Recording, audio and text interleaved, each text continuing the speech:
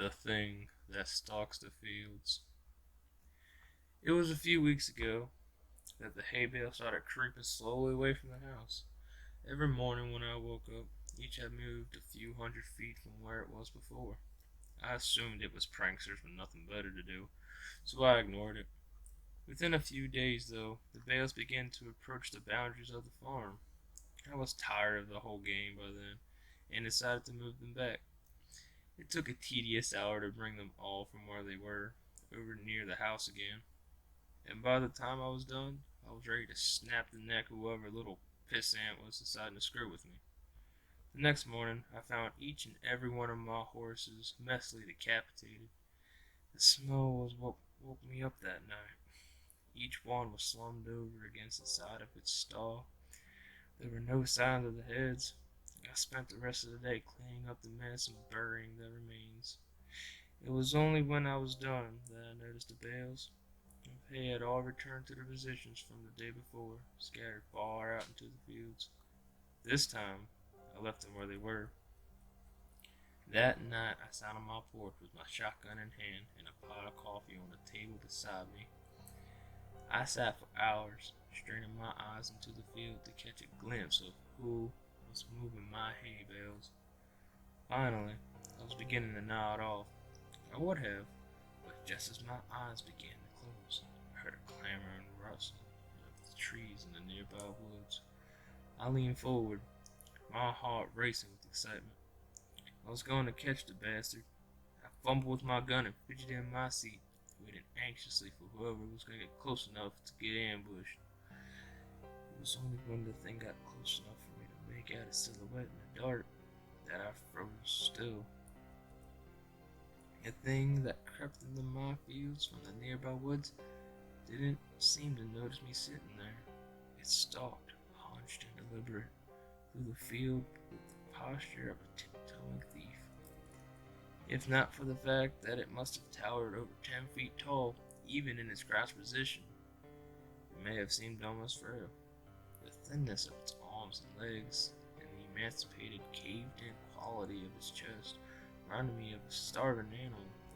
Still, the thing was undeniably strong, and I watched it hoist up each bale into its arms with ease, and set it down carefully a while away, taking only a few strides to cover the distance. I watched it work, moving each bale thoughtfully. Every once in a while, it would straighten up to look around at the other bales, positioned in the field, before adjusting the one it was working on ever so slightly. Before it left, it looked towards the house. I felt its eyes sweep over me in the dark, but whether it saw me or not, I couldn't tell. Then, it turned silently and crept back from where it came, disappearing into the dark of the woods. It took me an hour before I had the courage to move at all. I went inside after a while, but didn't sleep that night. It was only when the sun rose that I dared step off my porch into the fields. The hay bales were where it left them. Strangely, it didn't move them as far out as the previous days. They were approaching something invisible in the fields, and as I looked at them, I realized that they seemed to be marking some line. Indeed, as I walked around the house, I saw the distinct circle that they formed with me at the center. At first, I thought the bales were just being haphazardly moved away from the house, but now I could see that they were instead being moved towards some boundary. The thing was sending me a message. I slept uneasy that night, and only because I was exhausted. The next morning, the bales hadn't moved at all. They didn't move at all for the rest of the week, in fact.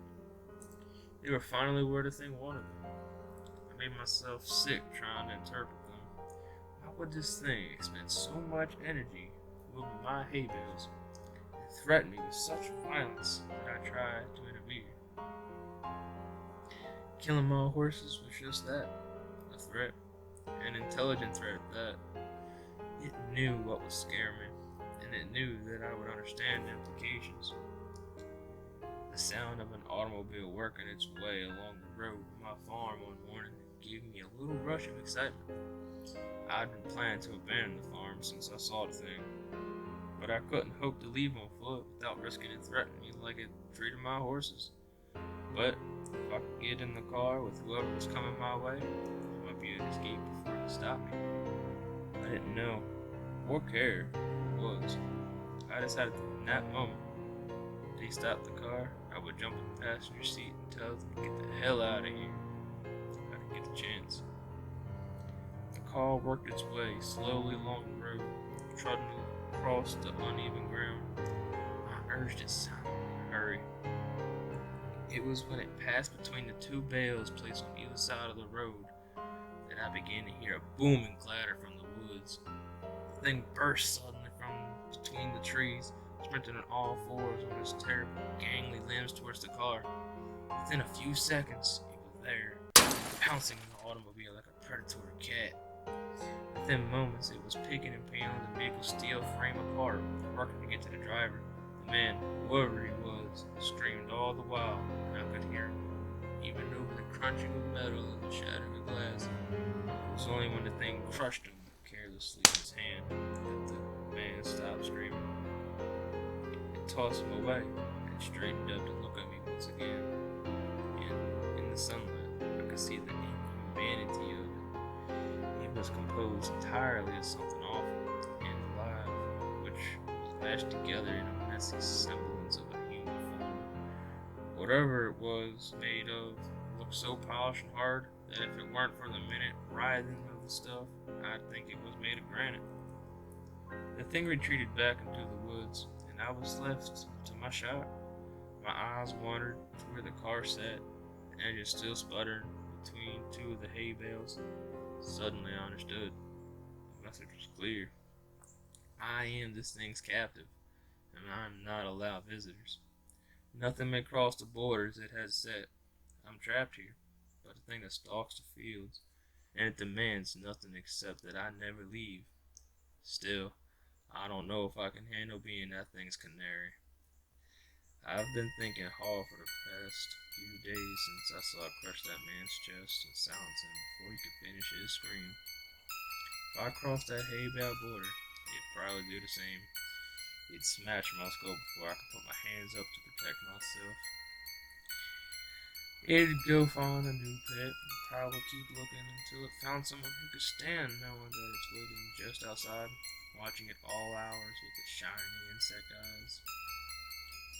I've been thinking hard for the last few days, and I might just make a run for it.